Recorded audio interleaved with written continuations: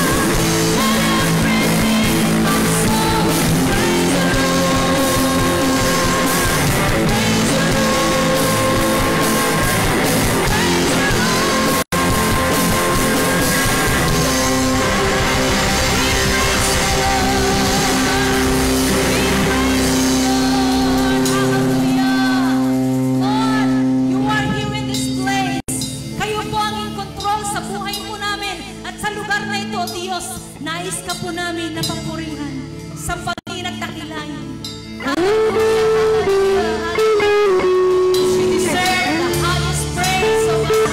You deserve all the honor because you are our God. You are God upon this earth.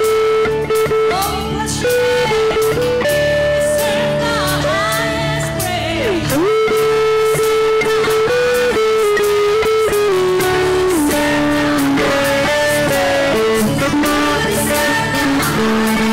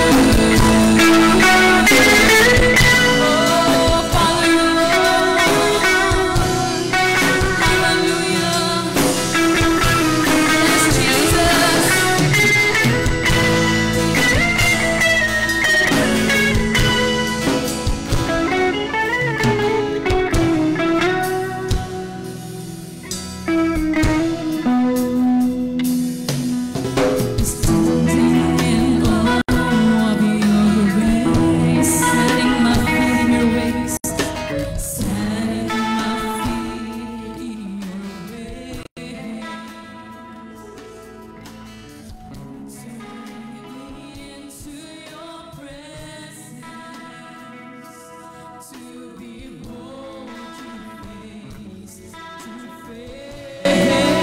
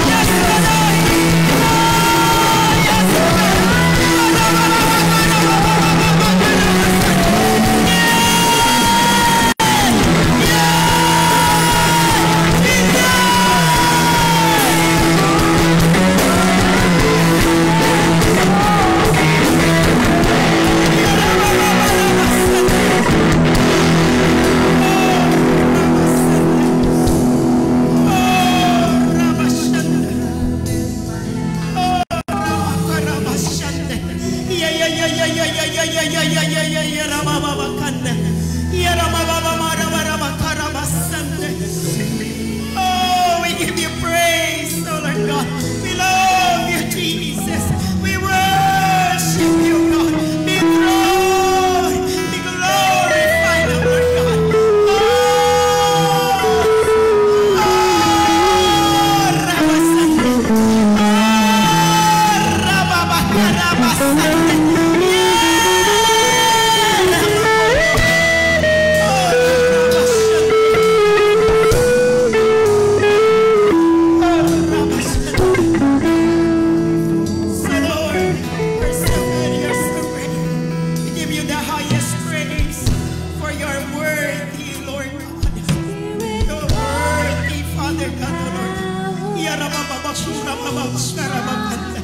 Let all the glory be yours, oh Lord God, in what you're going to do, in what you're going to reveal, oh Lord God. Be thrown, be glorified, be magnified, oh Lord God. Exalt the name of Jesus, the name that is above all name, oh Lord God. Oh, Rabba Sunday. Now we're good, now we're good, now we're great, now we're good.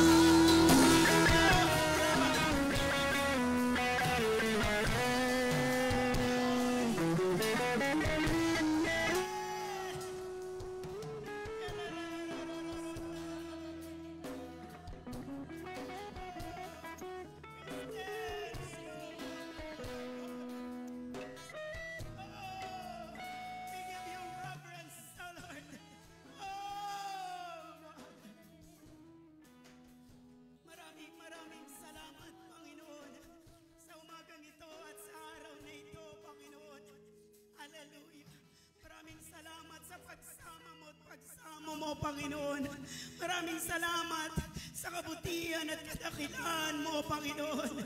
Oh, sa lahat ng bagay, Panginoon, oh Lord God. Wala po kayong kawagis, oh Lord God. Oh, kayo po ang nag-iisang Diyos. Mabuting Diyos, Panginoon. Hallelujah. Let all the glory be yours, oh God. Today, oh Lord God. Oh, Rabakanda, be enthroned, be glorified, oh Lord God, in this place, in our midst, oh Lord God. We extol your name, oh Lord God, for thou art good, thou art great, oh Lord God. Oh, the reason why we are here, it's because of you, none other than, oh Lord God, it's all because of you, Panginoon, oh Lord God. Hallelujah. Pagpalain niyo po ang araw na ito. Pagpalain ninyo ang magang ito, Panginoon, oh Lord God.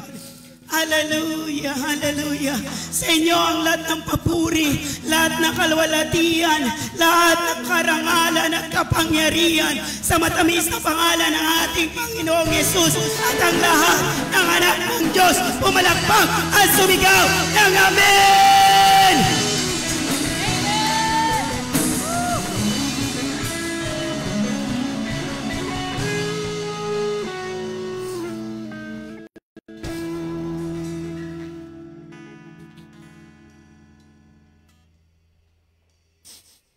Yan, dadako po tayo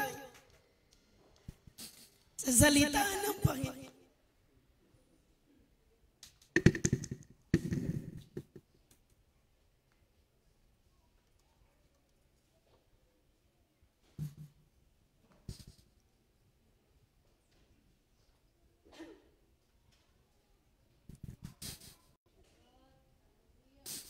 Lord, may boses ako kanina. Yan. Ang isi-share ko po sa inyo, magang ito ay buwas sa Luke chapter 16, verses 19 to 31. Pinamagatan ko itong the moment of no return, or the point of no return. Sabi niya sa Luke chapter 16, verses 19 to 31, there was a certain rich man which was clothed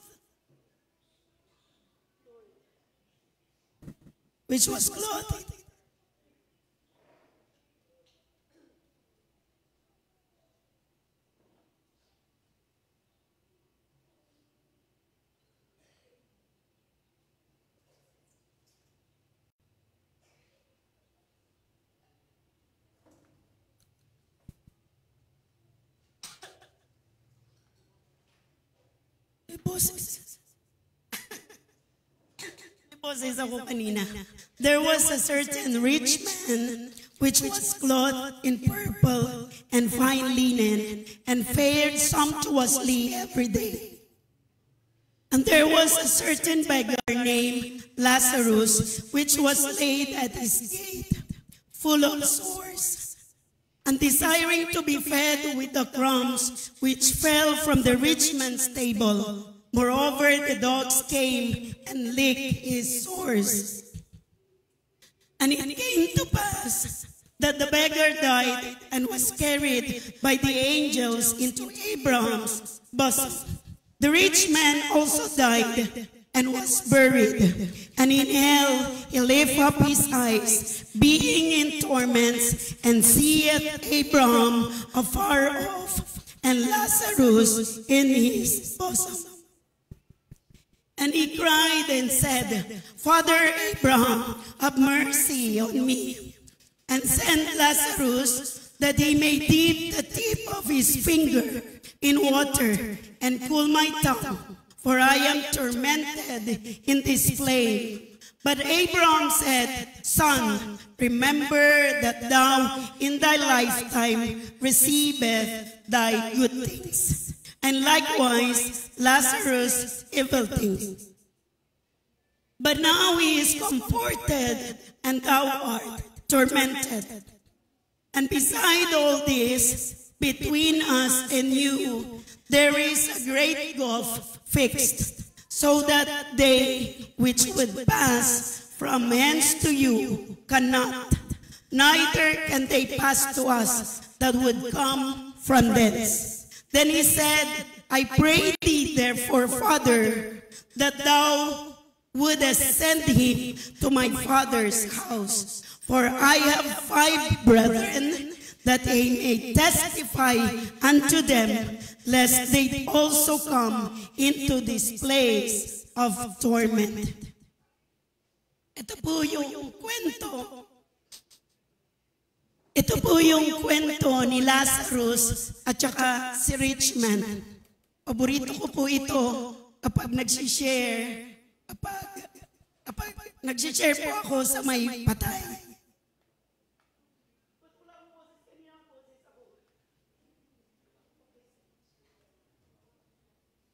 Yan, yung title na binigay ko po dito ay The Moment of No Return. Marami nagsasabi na totoo kaya ang kwento na ito? May katotohanan ba ang kwento na ito? Sabi nila, isa daw ito sa parable. Kapag sinabing parable, it is a heavenly story with heavenly meanings. Sa iba, with spiritual meaning. Dito po sa kwentong ito,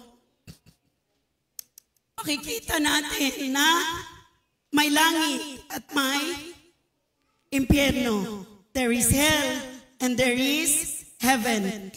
We're going to point out, apat lamang po yung ipo-point out natin patungkol sa kwentong ito.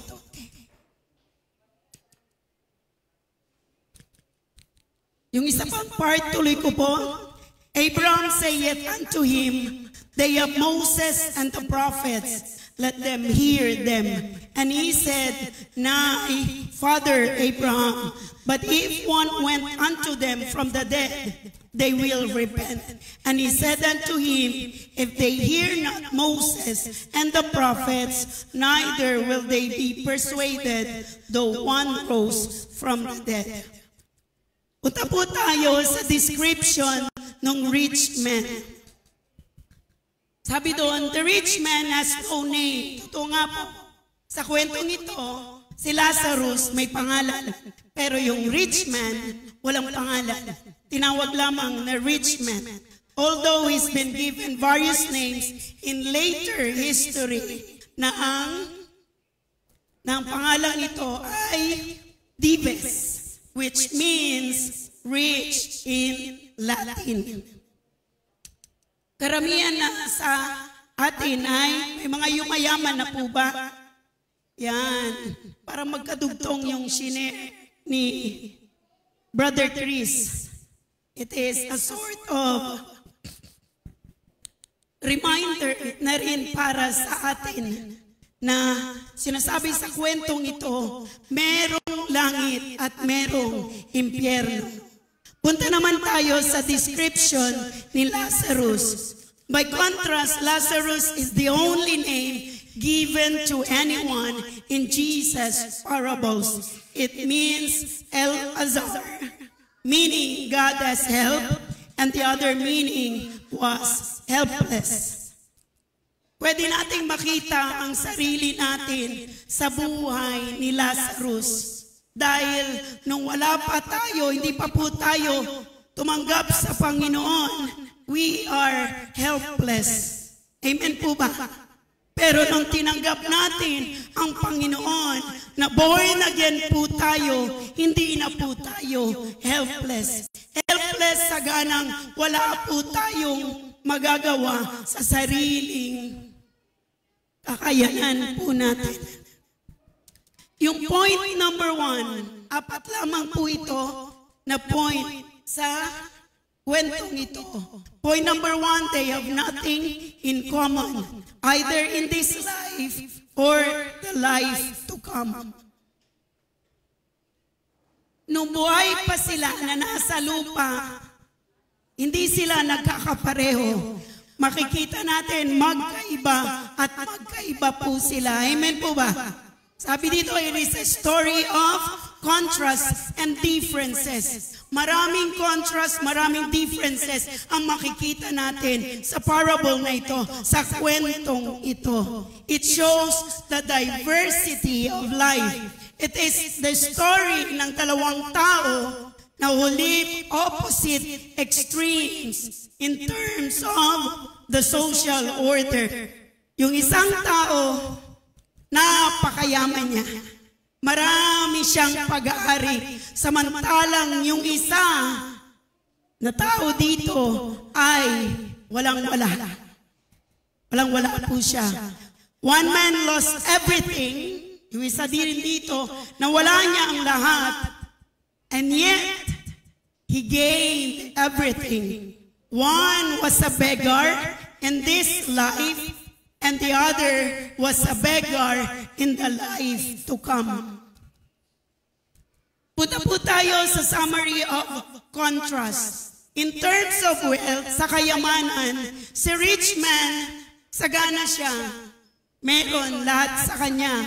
Samantalang si Lazarus, walang-wala po siya.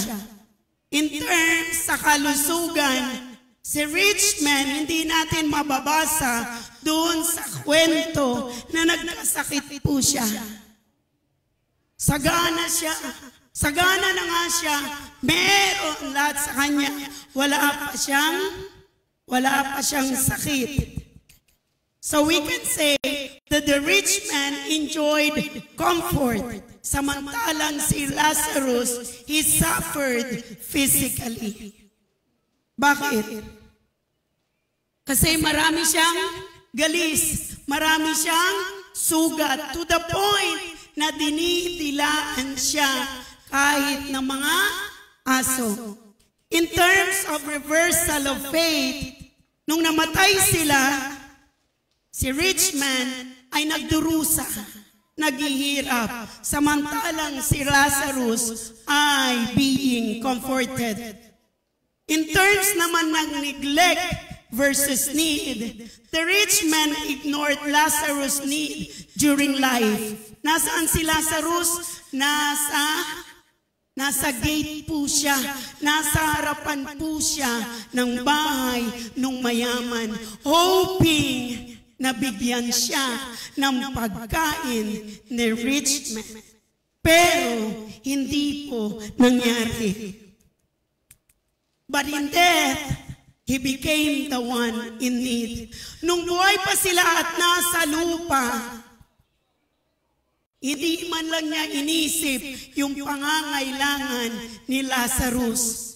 Masasabi natin, naging makasarili siya kasi ang ginusto lamang niya at ang concern lamang niya ay patungkol sa kanya. Hindi niya nakikita na may mga nangangailangan. Pero nung namatay sila, anong nangyari? Doon sa kamatayan, doon nagkaroon ng matinding pangangailangan yung rich man. In terms of separation, separated po sila. Sa lupa pa lang, magkaiba. Malayong-malayo ang description ni rich man at ni Lazarus. Nung namatay po silang pareho, malayong-malayo rin yung agwat nila. Na kung saan sinabi dun sa kwento na hindi pwedeng makapunta yung isa. Hindi pwedeng makapunta si Lazarus sa kinalalagyan ni rich man.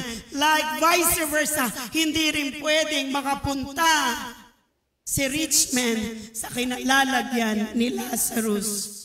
Ano yung moral lesson dito? Earthly wealth and comfort are temporary, while one's eternal faith depends on how one responds to the needs of others and the teachings of God.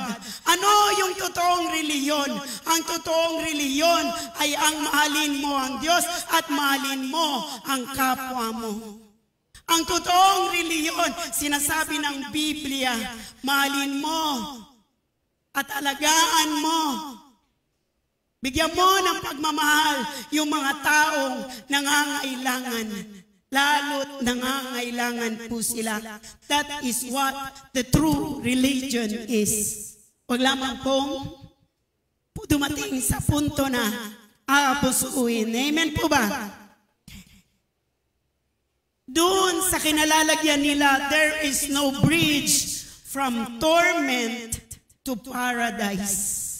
Hindi lang pagdurusa, hindi lang paghihirap. Sabi niya, torment. Even a warning from the dead cannot change a hardened heart.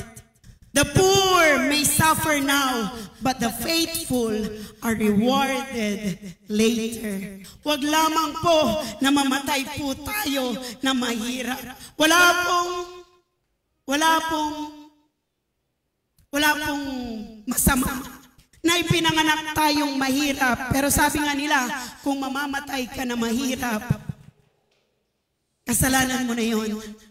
Dahil ano ang ginawa mo? Ano ang ginawa natin? Meron ba tayong ginawa? Dahil kung tutuusin, maraming bagay ang ibinigay na po ng Panginoon para sa atin. Amen po ba?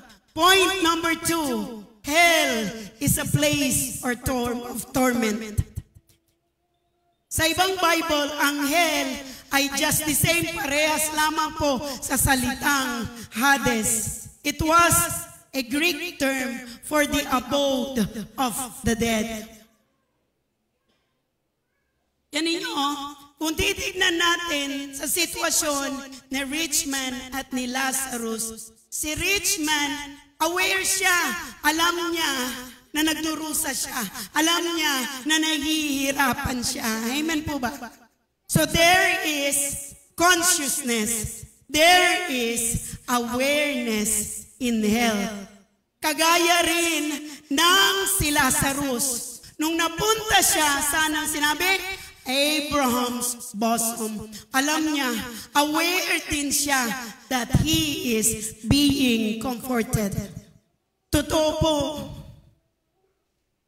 nakakalungkot po na maraming nagsasabi na gawa-gawa lamang po ng imagination ang impyerno. May langit at may impyerno. Kung gaano pinapatunayan ng Biblia na merong langit, meron din pong impyerno. Ang impyerno po ay nakatalaga sa mga angels. God did not spare the angels na nagrebelde para sa kanila. Hindi po para sa atin. Amen po ba? Sa scripture, sabi ko sa Biblia, itinuturo that the spirits of the righteous dead go immediately into the presence of God. Sabi niya sa Luke chapter 23 verse 43, Jesus answered him, "Truly I tell you, today you will be with me in paradise." Ito yung dalawang kriminal na naipako kasama ni Jesus Christ. Nanunuya yung isa. Iba sabi mo, Diyos ka, bakit hindi mo iligtas ang sarili mo? Pero sabi nung isa, nagpakumbaba siya. Humingi ng kapatawaran sa Diyos. Alalahanin mo ako, Panginoon, kapag nakapunta ka na sa kaharian mo. Ano, ito po yung sagot ng Panginoong Hesukristo. Right there and there, yung pagkakapako nila. Kung kailan naipako siya, binigyan siya kaagad ng assurance. Bakit? Doon sa pagsasabi niya sa Panginoon, nanampalataya na po siya sa Panginoon. Hiniling niya na makapunta siya sa kaharian ng Diyos. At tunay nga, sinabi ng Panginoon sa kanya, naniniwala ako, totoo ang Panginoon kapag nagbitaw, kapag nagsabi, kapag nagbigay ng salita sa iyo at sa akin. Totoo ang Diyos sa mga salita niya, sa mga pangako niya. Amen po ba? Truly I tell you today, you will be with me in paradise. Point number 3. Great gulf fixed. Sabi ko nga doon sa kwento, hindi pwede. Ano yung hiniling ng rich man? Pwede bang utusan mo si Lazarus na itip yung maging daliri man lamang niya sa tubig para nang sa ganon maibsan yung pagkauhaw niya? Dahil sa impyerno ay mainit. Kung babasahin po natin ang Biblia, grabe, mainit po sa impyerno. The fire is burning. Babasahin po natin, maraming salita ng Diyos ang magpapatotoo that hell is real. Kagaya rin ng heaven is real. Wala po silang control. Nung namatay silang pareho, wala po silang kontrol. Hindi po pwedeng utusan niya. Kung dati sa lupa, meron siyang mga inuutos-utusan. Nung nakarating na po sila doon, wala na. Hindi na siya pwedeng mag-utos, magpagawa, humiling, at mag-request. Alam niyo po ba na dalawa ang ni-request ni rich man? Magpadala ka, Panginoon. O kaya'y ipadala mo, sabi niya, ipadala mo si Lazarus. Bubuhayin, gusto niya, buhayin si Lazarus at bumalik sa lupa. para na sa ganon sabihan yung mga 5 pa niyang mga kapatid. Dahil meron siyang 5 pang mga kapatid. 2 yung ni-request niya. Nung namatay na po sila, nung nasa Hades, nasa hell po siya. Sa tingin ninyo, nag-grant, hindi na po. Dito lamang po sa lupa. Kaya't habang nasa lupa pa po tayo, humiling po tayo sa Panginoon. Kagaya ng pinag-aralan natin sa Sunday School. Kaya hindi tayo nagkakaroon dahil hindi po tayo humihiling sa Panginoon. Ano ang gusto mong mangyari? Hilingin mo, humingi ka. Sabi ng salita ng Panginoon. Amen po ba? They made their choice on earth and once doomed to hell, there is no escape. Ang desisyon, kung ang pagpupuri ay desisyon, ang pagtanggap sa ating Panginoon ay isa ring desisyon. Dito pa lamang dapat nakikita na yung desisyon natin kung makakapunta nga tayo sa heaven o kaya ay sa hell. Amen po ba? Hindi lamang po bukas dapat the right time and the right decision na gagawin po natin ay ngayon. Amen po ba? Point number 4, Abraham's bosom comforted. Abraham's bosom, sabi niya, this same expression found only here in Scripture was used in the Talmud as a figure of heaven. Ano yung Talmud? Ang ibig sabihin ng Talmud ay pag-aaral. Ito ay mga karunungan, learning sa panahon, noong unang panahon ng mga Jews, na kung saan tinatago nila ito. Sacred siya. Holy ang mga ito na mga salita ng Panginoon and learning. Na kung saan ang mga katuruang ito ay ino-honor nila at holy nangyayari noon. They consider it holy noon, ngayon, at hanggang sa kapanahunan po natin. Sa conclusion po, ang hell po ay totoo. Kagaya nung natagpuan dito sa kwentong ito, maaaring sabihin mo na hindi totoo, pero marami pang salita ng Panginoon magpapatunay na ang impyerno ay totoo, ang langit ay totoo. Na-realize nung rich man, there is no help for him. Nung nakapunta na po sila, nung namatay na po sila. I do not know anyone on earth who would desire this type of torment. Siyempre, kung tatanungin natin ang bawat isa, wala po sa atin ang gustong makapunta o kaya makarating sa impyerno. Ang gusto natin ay makarating at makapunta sa langit. Amen po ba? Kailangan po natin i-share ang gospel. There are many times, mula nung nakapasok ako sa Parayaw, may naman naikukonsider na akong mga kaibigan, close friends. Alam ko rin kayo rin, meron. Napakahirap, sabi ko, pag-sharean mo ko, mag-preach ako, i-share ko ang salvation, ang gospel. Pag dito sa church, okay lang. Pero iba kapag nasa school ka na. Lahat na, imagine 67 teachers, teaching and non-teaching staff.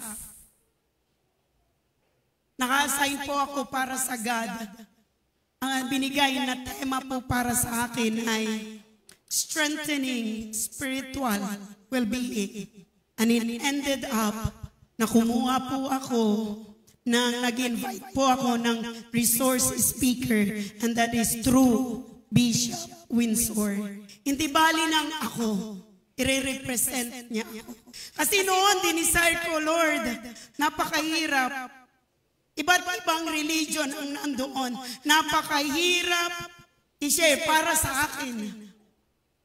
Lalo na kapag close ko, may mga friendship ako rin na mga teachers. Di ko maumpisahan kung paano i-share ang gospel. Kasi, alam niyo kung ano yung takot ko?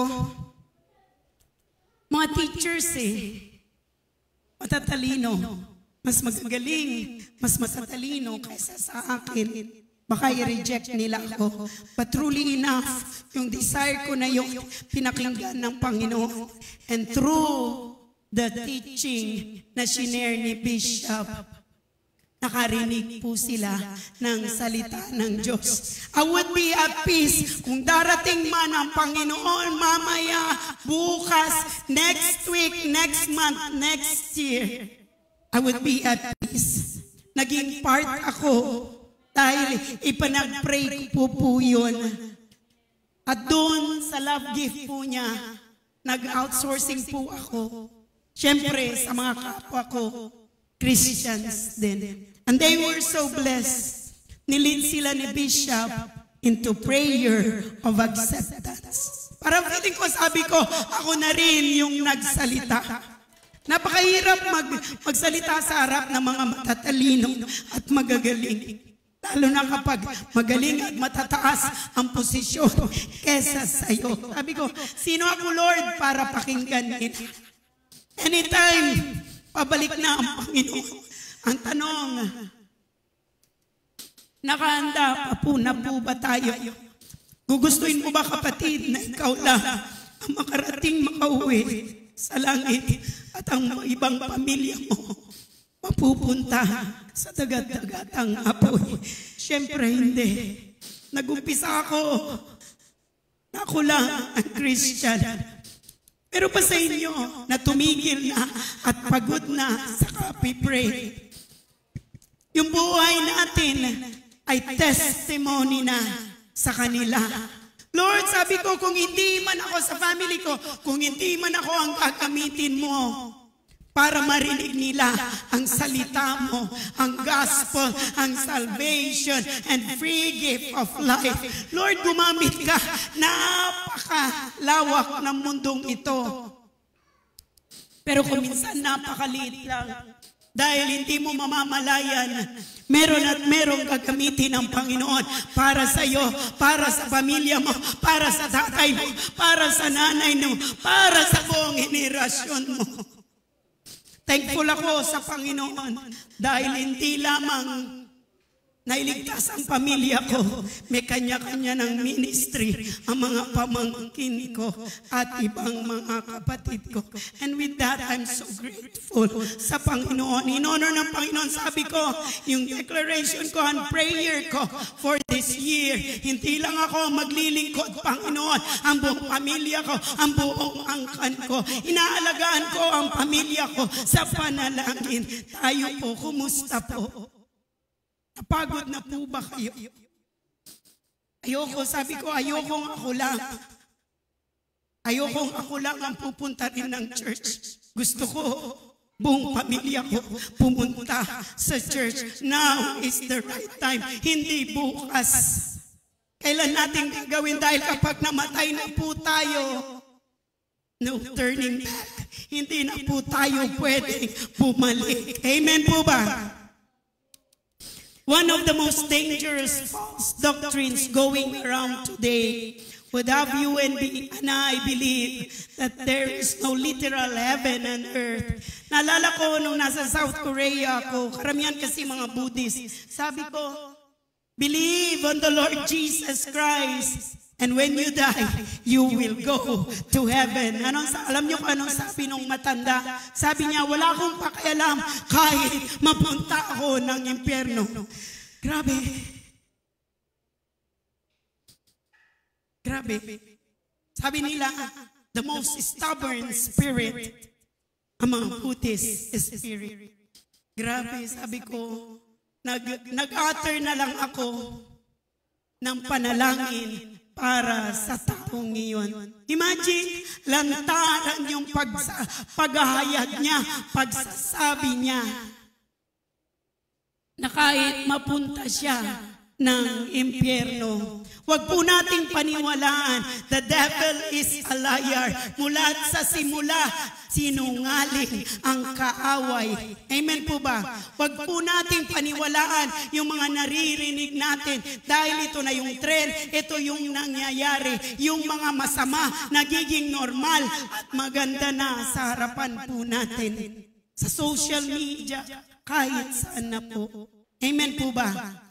Kaya kailangan din po na maging aware po tayo. Iniingatan po natin yung relasyon natin sa Panginoon. Inaalagaan po natin. The gospel itself is the power of God unto salvation. Sabi niya sa Romans chapter 1 verse 16, "For I am not ashamed of the gospel, for it is the power of God for salvation to everyone who believes, to the Jew first and also to the Greek." Ang pinakakalaban po natin dito ay unbelief. At paano natin ito maigugupo? It is only through the Word of God. Amen po ba? Bakit? Dahil ang salita ng Diyos ay buhay at totoo. Amen po ba? Sabi niya sa John 6:63, "The Spirit gives life. The flesh counts for nothing. The words I have spoken to you, they are full of the Spirit and life." Para magapi natin yung unbelief, magtanim po tayo, magasik po tayo ng salita ng Diyos. Huwag po tayong mapagod, magsabi, magpaalala, mag-declare, i-lay hands, dalhin sa Panginoon ang pamilya natin, ang angkan natin. Amen po ba? Sa mag-asawa, dalawang side ng generation yan. Sa asawang babae at sa asawang lalaki. Amen po ba? Who will stand in the gap? Hindi po ang pastor. Kung ikaw at ako ay Kristiyano, sino ang mamamagitan para sa pamilya natin, para sa henerasyon natin? Tayo yun. Amen po ba? Sabihin natin, mananalangin ako para sa pamilya ko, para sa henerasyon ko. Amen po ba? Sabi din niya sa Hebrews chapter 4 verse 12, "For the word of God is alive and active, sharper than any double-edged sword. It cuts all the way through where the Spirit meets, to where joints and marrow come together, and it judges the desires and thoughts of the heart." Paano naniniwala ang tao? Sa pamamagitan ng puso niya. Amen po ba? Kaya wag po natin paghinayangan ang pag-share ng gospel. Sabi din niya sa James 1:18, "He chose to give us birth through the word of truth, that we might be a kind of first fruits of all He created." Sabi din niya sa 1 Peter chapter 1 verse 23, "For you have been born again, not of perishable seed, but of imperishable, through the living and enduring word of God." Amen po ba? Declare, keep on declaring the word of God. Kunin natin ang mga salita ng Panginoon, ang pangako ng Panginoon, at ipamuhay natin. Kinukuha ko, inaangkin ko, at tatayuan ko ang bawat pangako at bawat salita mo. Hindi lang para sa akin, Panginoon. Although sabi ko nga, ang kaligtasan ay kanya-kanya. Pero pwede po tayong mamagitan para sa pamilya po natin. Amen po ba? Ito po yung challenge ko. The way we live here on earth determines our final resting place. We must choose Jesus and His ways to make it to heaven. If we do not choose Jesus, then we are automatically on the side of Satan and will go to hell. Ang pagpipili, ang pagdidesisyon ay ngayon. Kaya ipag-pray din natin at i-desire natin sa bawat pag-sharean natin. Ngayon, by the time na nag-share ka ng salita ng Diyos sa kanilang buhay, right then and there, tanggapin nila ang Panginoon. Amen po ba? Dahil kapag namatay po tayo, hindi na pwedeng magdesisyon ulit sa langit. Hindi na po. Amen po ba? Now is the right time. Sabi ng mga karamihan, the rapture is near. God is coming soon. The Lord Jesus Christ is coming soon. Pero ang tanong, sabi ko sa sarili ko, Lord, handa na ba ako? Lord, ready na ba ako? Gusto kong i-ready, hindi lamang yung sarili ko, hindi lamang yung pamilya ko. Gusto kong ihanda, maging ang pamilya ko. Amen po ba? Sana ganun po yung maging prayer po natin. That we will not be contented, we will not be happy na tayo lamang. Samantalang may mga relatives po tayo na nasa labas na hindi pa tinatanggap ang Panginoong Jesucristo. Amen po ba? The decision is here on the earth bago po tayo mamatay. There is no changing your mind after you die. Hindi pwede. Yung sinasabi nila, alam nyo, hindi hiniling ni Lazarus na, Lord, ilipat mo ako. Lord, na sana mayroong manalangin para sa akin para makalipat ako dahil naghihirap ako, nagdurusa ako. Hindi yon, dalawa yung ni-request ni Lazarus. Una, yung idip ni Lazarus, yung daliri niya.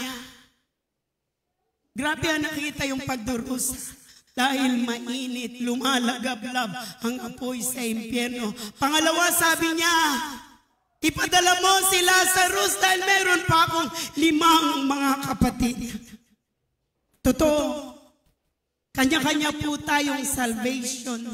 Kahit ako, kahit ikaw, yung pinakamagaling na pastor at leader, kahit ikaw yung pinakamagaling na manalangin, hindi po pa rin pwedeng akayin siya sa langit. Pero meron tayong pwedeng gawin. Yung buhay natin na nakikita niya is big testimony. Yung ipag-pray mo siya. Gusto mo kayo lang kayo lang mag-ina. Paano naman yung mga kapatid mo? Ibang kapatid mo, nandito ka nga sa church. Paano pag ngayon rapture, pero wala sila? Hindi po yun yung puso po natin. It is my prayer na ibigay ng Panginoon yung burden for the lost. First and foremost, unahin po natin sa Jerusalem po natin, sa pamilya po natin, sa henerasyon natin, sa angkan natin, na hindi lamang tayo ang maliligtas. Amen po ba? Na hindi lamang tayo ang pupunta sa langit. Amen po ba?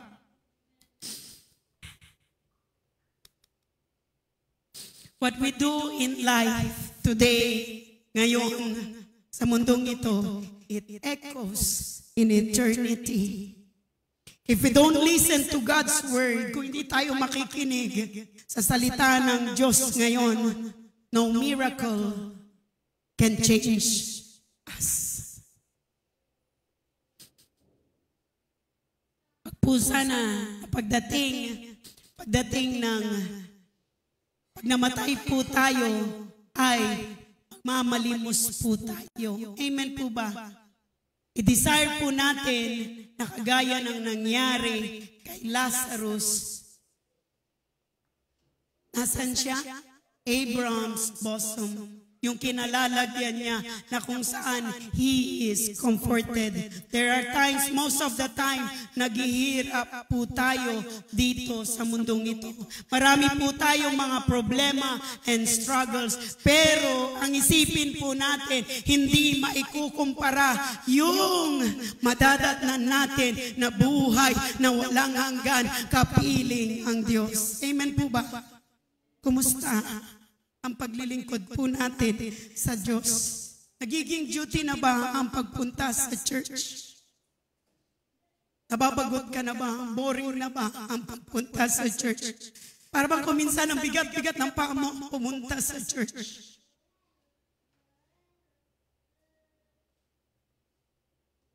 Going to church is for us. Para sa atin. Amen po ba? It will strengthen us. Makakarinig po tayo ng salita ng Diyos. Dahil sa paglabas, nasa labas na po tayo. Grabe yung mga naririnig na po natin.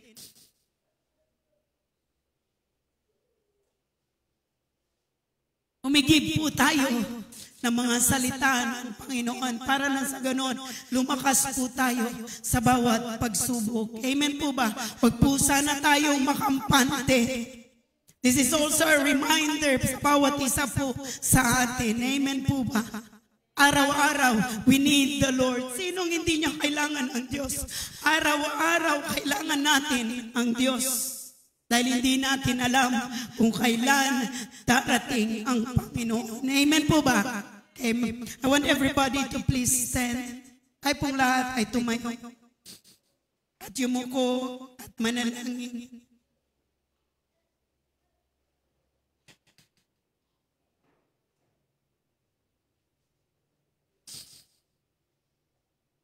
Pakasaligsigin nga natin ang buhay natin. Ang sarili natin. Kumusta na kaya tayo? Kumusta na ang buhay natin?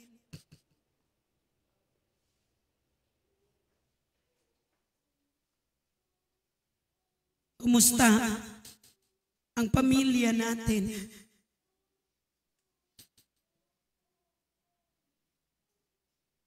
Nagpapaalala pa ba tayo sa isa't isa?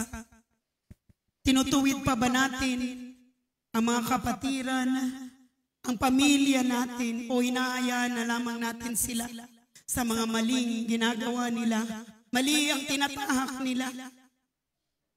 Bilang isang Kristiyano, may katungkulan po tayo. Kung tunay nga na mahal natin ang ating pamilya, kung tunay nga na mahal natin ang bawat isa, ang asawa, ang anak, ang relatives natin. Huwag mo nga yan, kapatid, na ikaw lamang yung binibless. Inaangat ng Panginoon, samantalang ang ibang miyembro ng pamilya mo naghihirap at nagdurusa dito pa lang sa lupa.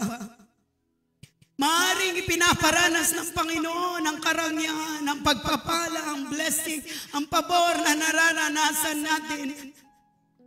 Tayo lang ba? Kumusta ang kapatid mo, ang ate mo, ang kuya mo, ang tatay mo, ang nanay mo, ang relatives mo, mga pinsan mo? God is calling for people who will stand in the gap. Stand in the gap. Mamagitan ka sa pamilya mo.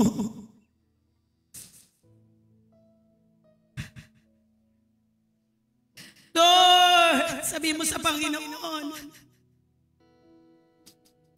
iligtas mo kami, Panginoon, O Lord God, dahil kailangan ka namin, O Lord God. Sa mga kapanaunang ito, Lord, we need you more than anything, O Lord God, more than anyone, O Lord God. Kailangan ka namin, Panginoon, O Lord God.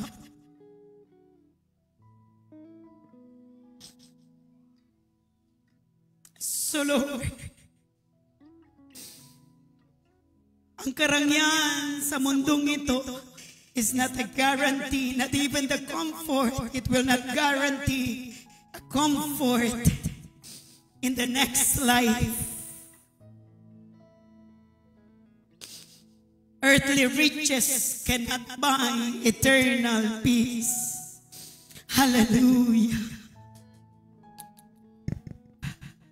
What we do in life echoes in eternity. Hallelujah. Ngayon pa lamang habang nandito tayo sa lupa, nakikita na ng Panginoon, namumuhay tayo ng mga citizens at tao na tagalangit. Namumuhay tayo ng may katuwiran. Namumuhay tayo ng may kabanalan. For without holiness, no one can see God. Oh, hayaan mo na mga salita mo, Panginoon, O Lord God, will convict us, O Lord God.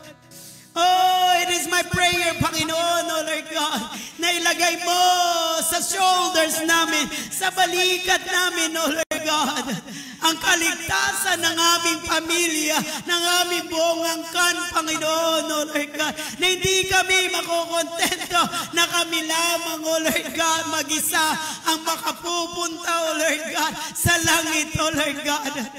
Oh, Rabasanda. Samantalang ang pamilya, ibang pamilya namin, O Lord God, will be, O Lord God, will spend, O Lord God, in eternity, they'll spend their life, O Lord God, in hell, O Lord God.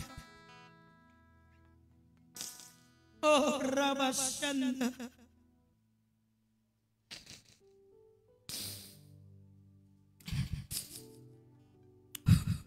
Alalahanin natin ating mga mahal sa buhay.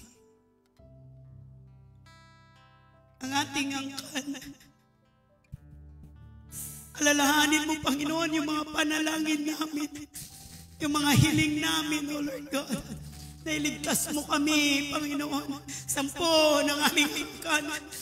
Oh, Rabashanda, kung hindi man kami, Panginoon, ang gagamitin mo, Lord, gumamit po kayo ng mga ibang tao, ibang kapatiran, O Lord God, ibang mananampalataya, O Lord God, para nang sa ganon, hallelujah, marinig nila ang kaligtasan, O Diyos. Like never before. Oh, Rabashanda, Salud. Oh, we're lifting up to you, Lord God. Let us call unto the Lord. Tumawag tayo sa Panginoon. Manalangin tayo. Oh, let us pray and let us desire and ask the Lord na sa tuwing pupunta tayo sa church, hindi lang ikaw na mag-isa. Kasama mo ang asawa mo, kasama mo ang anak mo, kasama mo ang mga kapatid mo, kasama mo ang mga pinsan mo. Nang sa ganon, maranasan nila ang buhay na kasiya-siya at magkaroon din sila ng buhay na walang hanggan.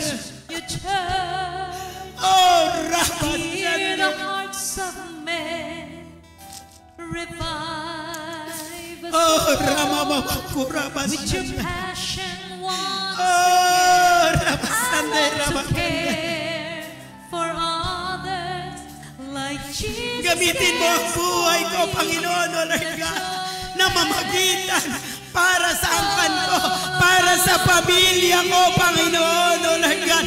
Kung paano tinawag, kung paano hinanap mo ako, kung paano binago mo ako, kung paano pinagpala mo ako, Panginoon, gawin mo sa buong pamilya ko, sa buong angkan ko, Diyos.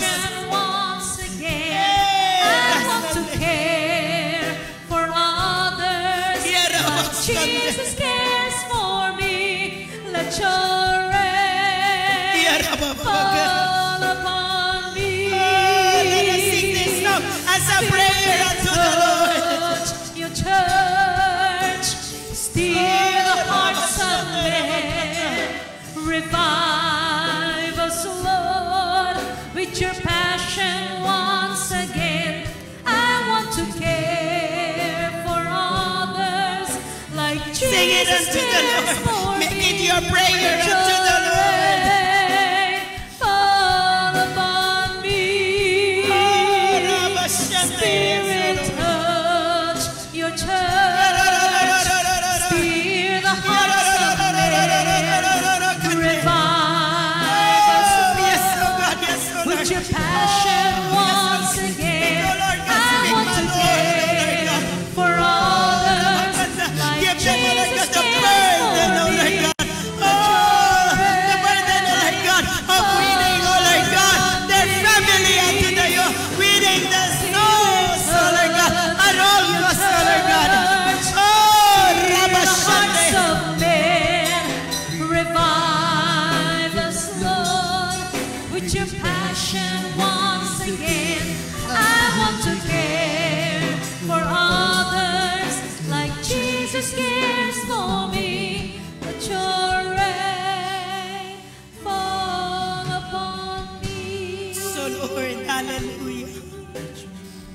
Maraming salamat po, Panginoon, sa umagang ito at sa oras na ito, sa mga salita mo, Panginoon, O Lord God.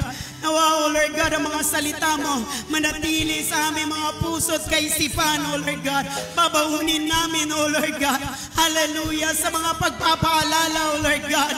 Hallelujah. Sa mga warning, Panginoon, O Lord God, na binibigay mo, O Lord God, sa pamamagitan ng mga salita mo, O Lord God. Hallelujah. Na narinig namin, O Lord God, mula sa Sunday School hanggang sa ngayon, Panginoon, O Lord God. Hallelujah.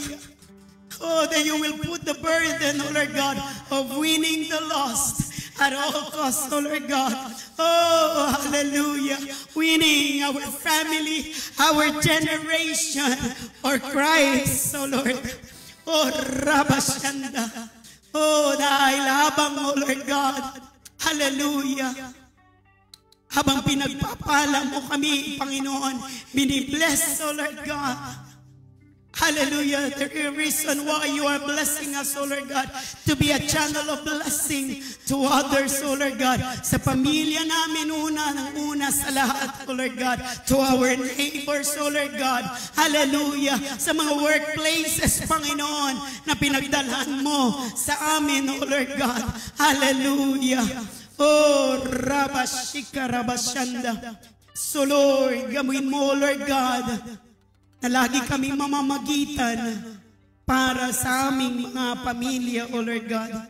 Remember, O Lord God, yung mga panalangin, O Lord God. The cries, O Lord God, the requests, O Lord God, the yearnings, O Lord God, ng bawat kapatiran na narito, O Lord God, na maligtas ang kanilang mga mahal sa buhay, O Lord God. Alalahanin mo, Panginoon, ang kanilang mga panalangin, O Lord God. I'll say yes, O Lord God. Nakikiayon ako, nakikiagree ako, O Lord God. At the right time, O Lord God, you're going to fulfill it, Panginoon, O Lord God. Mangyayari, Panginoon. At sama-sama kami, Panginoon, magpupuri sa inyo, magpapasalamat sa inyo. Sama-sama po kami, angat, O Diyos, sama-sama, O Lord God, na pinagpapala mo, Panginoon, O Lord God. Hallelujah, hallelujah. Oh, Rabashanda. Bless, O Lord God, every family, O Lord God, being represented, O Lord, sa umagang ito, sa oras na ito, at sa araw na ito, Panginoon. Hindi po dito magtatapos, O Lord God, ang pamamagitan namin para sa mga mahal po namin sa buhay, O Lord God. Hallelujah. Maraming salamat, O Lord God. In Jesus' name, this we ask and pray. Amen and amen. May request, mga in charge po, para sa pagdidistribute po ng communion po natin.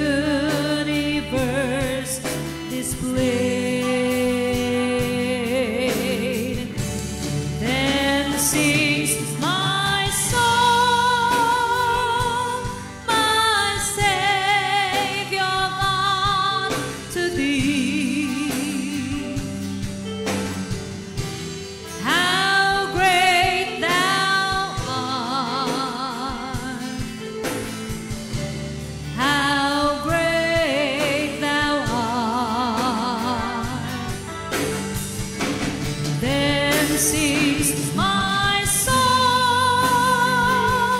my Savior God, to thee. How great thou art! How great!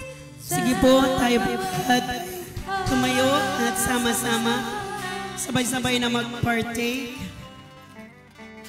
Sabi po niya sa 1 Corinthians chapter 11, verse 23, "For I received from the Lord what I also delivered to you, that the Lord Jesus on the night when he was betrayed took bread, and when he had given thanks, he broke it and said, 'This is my body which is for you. Do this in remembrance of me.'" Sabay-sabay po natin kainin ang simbolo ng katawan ng ating Panginoong Jesucristo.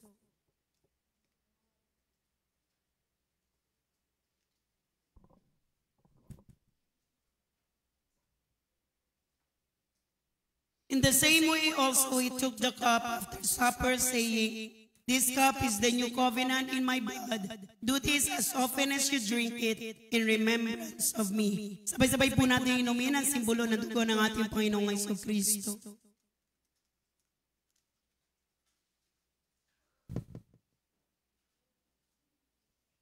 Lord, maraming salamat po, Panginoon.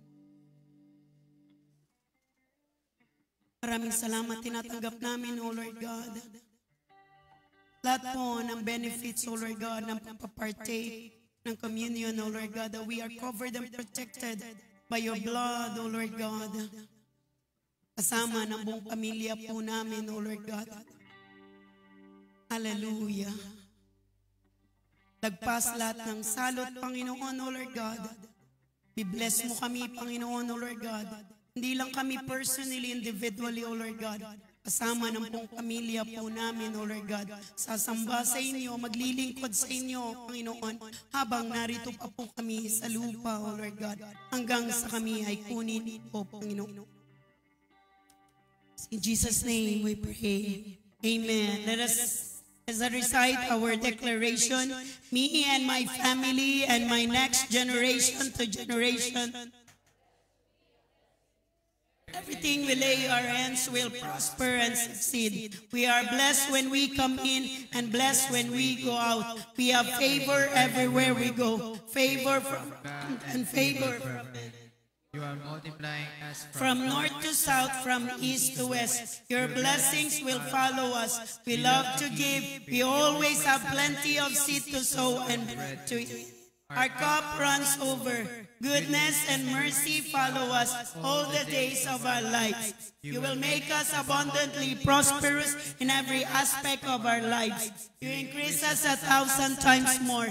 We expect wonderful, marvelous, amazing things to happen in our lives. For you take pleasure in doing good things for us. Our crop so plentiful. that we will still be harvesting grapes when it's time to pick grapes, and we will still be picking grapes when it's time to plant grains. We are the head, not the tail, always on top, never at the bottom. We are lenders, never on the borrower's side. From the fullness of His grace, we receive one blessing after another blessing. Salot lagpas, blessings pasok. Any negative words or curse spoken against us, you will turn it into something good. No weapon formed against us will prosper. What the devil intended for evil, God will turn it for good. You will expand our territories in a countless ways. In Jesus' mighty name. Lord, hallelujah. Maraming salamat, Panginoon, sa oras nito at sa araw na ito dahil alam po namin, naniniwala po kami, Panginoon, na narito po kayo. Sinamahan niyo kami, sinasamahan at sasamahan, O Lord God. Ngayon at magpakailanman, Panginoon, hayaan mo, O Diyos, mamuhay kami ng may katapatan, O Lord God. Mamuhay, O Lord God, hallelujah, ng may kabanalan sa pamamagitan ng mga salita mo, O Lord God. Hindi lang ako, Panginoon, kasama kasama, O Lord God, ng buong pamilya ko, ng buong angkan ko, O Lord God. Patuloy, Panginoon, habang binibigyan mo ko ng pagkakataon, O Lord God, patuloy ako na mamamagitan para sa pamilya ko, para sa angkan ko, Panginoon, O Lord God. At binabakuran namin ang aming buong pamilya, ang aming angkan, O Lord God, ng panalangin, O Lord God. Hallelujah, hallelujah. Mula sa araw na ito, Panginoon, magpapatuloy kami, O Lord God, mamamagitan, mananalangin para sa kanila. Iahayag, O Lord God, hallelujah, ang salvation para sa kanila, Panginoon, O Lord God. Samahan niyo kami, Panginoon. Pagtagumpayin niyo po kami, Panginoon, O Lord God. Sa oras-oras, sa araw-araw, Panginoon, saan man kami pumunta, anuman ang aming gawin, Panginoon, O Lord God. Sasamahan niyo kami, Panginoon. Pagpatagumpayin, Panginoon, O Lord God. Ilalayo sa anumang kapahamakan, Panginoon, O Lord God. For we are covered and protected by the precious blood of the Lamb. Ito ang aming samot hiling at dalangin sa matamis na pangalan ng aming Panginoong Jesucristo. At ang lahat ay magsabi ng Amen and Amen. God bless you po.